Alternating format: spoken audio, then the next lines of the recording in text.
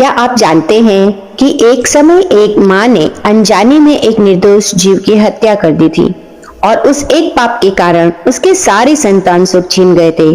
पर उसी माँ ने जब भगवान की करुणा और अहोई माता की शरण ली तो न केवल उसके बच्चे लौट आए बल्कि संतान सुख का वरदान सदा सर्वदा के लिए मिल गया।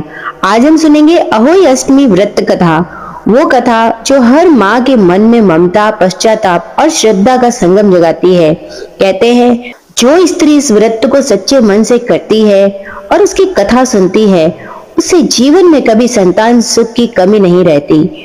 कार्तिक मास के कृष्ण पक्ष की अष्टमी तिथि को अहोई अष्टमी का व्रत किया जाता है।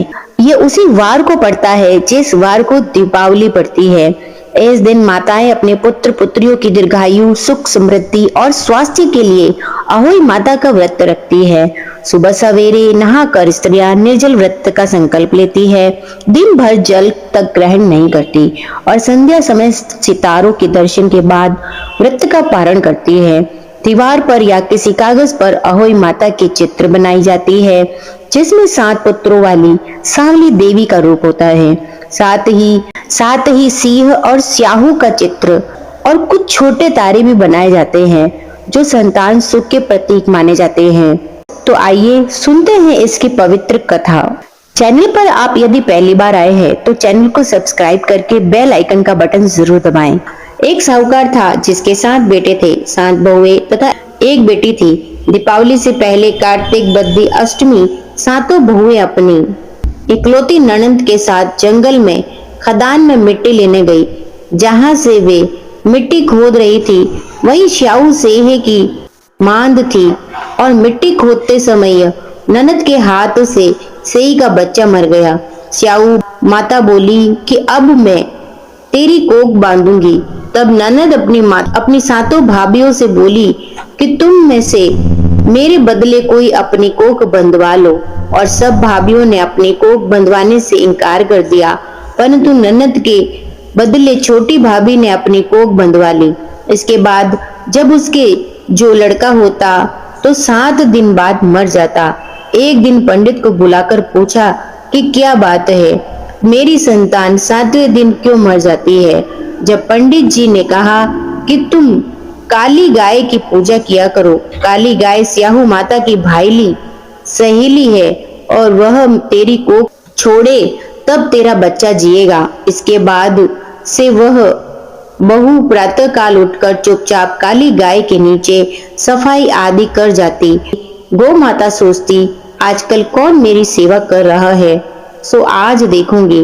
गौ माता खूब तड़के उठी तो क्या देखती है, एक साहूकार के बेटे की बहू उसके नीचे सफाई आदि कर रही है। गौ माता उससे बोली कि किस चीज की इच्छा है जो तू मेरा इतना काम कर रही है। साहूकार की बहू बोली कि स्याहू माता तुम्हारी भाईली सहेली है, उन्होंने मेरी कोख बांध रखी है, सो मेरी कोख खुलवा दो। गौ माता ने कहा अच्छा। तब गौ माता 7 समुद्र पार अपनी भाईली के पास उसको लेकर चली। रास्ते में बड़ी धूप थी इसीलिए दोनों एक पेड़ के नीचे बैठ गई। थोड़ी देर में एक सांप आया और उसी पेड़ पर गरुड़ पक्षी का बच्चा था, उसको मारने लगा। तब साहूकार की बहू ने सांप मारकर ढाल के नीचे दबा दिया और बच्चों को बचा लिया। थोड़ी देर में गरुड़ पक्षी आई तो वहां खून पड़ा देखकर साहूकार की बहू से के चोंच मारने लगी। तब बहू बोली कि मैंने तेरे बच्चों को मारा नहीं बल्कि सांप तेरे बच्चों को डसने आया था, मैंने तेरे बच्चों की रक्षा की है। यह सुनकर गरुड़ पक्षी बोली कि मांग तू क्या मांगती है, और वह बोली 7 समुद्र पार स्याहू माता रहती है, मुझे तू उसके पास पहुंचा दे। तब गरुड़ पक्षी ने दोनों को अपनी पीठ पर बिठाकर स्याहू माता के पास पहुंचा दिया। स्याहू माता उन्हें देखकर बोली कि आ बहन, बहुत दिनों से आई है। फिर कहने लगी कि बहन मेरे सिर में जू पड़ गई है। तब साहूकार की बहू ने सलाई से उसके जुएं निकाल दी। इस पर स्याहू माता प्रसन्न होकर बोली कि तूने मेरे सिर में बहुत सलाई गेरी है, इसीलिए तेरे 7 बेटे और 7 बहुएं हो और वह बोली कि मेरे एक भी बेटा नहीं, 7 बेटे कहाँ होंगे। स्याऊ माता बोली, क्या बात है। तब वह बोली कि मुझे वचन दे तो मैं बताऊं। स्याऊ माता बोली, वचन दिया। तब साहूकार की बहू बोली, मेरी कोख तुम्हारे पास बंद पड़ी है। यह सुनकर स्याऊ माता बोली कि तूने मुझे ठग लिया। मैं तेरी कोख खोलती तो नहीं, परंतु अब खोलनी पड़ेगी। जा, तेरे घर तुझे 7 बेटे और 7 बहुएं मिलेंगी। तू जाकर उजमन करना, 7 अहोई मान बनाकर 7 कढ़ाई रख करना। वह लौट कर घर आई तो वह देखा 7 बेटा 7 बहू बेटी थी। वह खुश हो गई।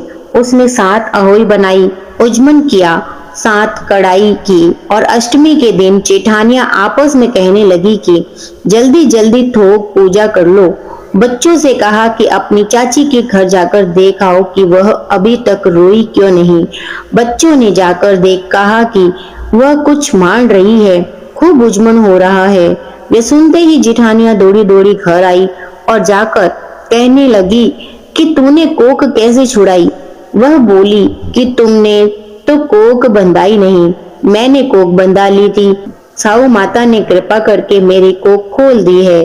स्याऊ माता ने जिस प्रकार बहू की कोख खोली, उसी प्रकार सबकी खोले। जय अहोई माता की। अहोई अष्टमी केवल व्रत नहीं, बल्कि माँ के हृदय का संकल्प है। यह व्रत करुणा और क्षमा, मातृत्व का उत्सव है। एक माँ का हृदय जो गलती मानकर भी श्रद्धा से भगवान की शरण में जाता है, उसे सदा वरदान मिलता है। तो भक्तों, यही है अहोई अष्टमी की पवित्र कथा।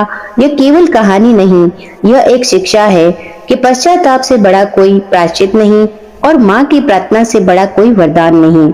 जो भी स्त्री इस व्रत को सच्चे मन से करती है, उसकी संतानें दीर्घायु होती है और घर में सुख शांति का वास होता है। आइए आज अहोई माता से यही प्रार्थना करें।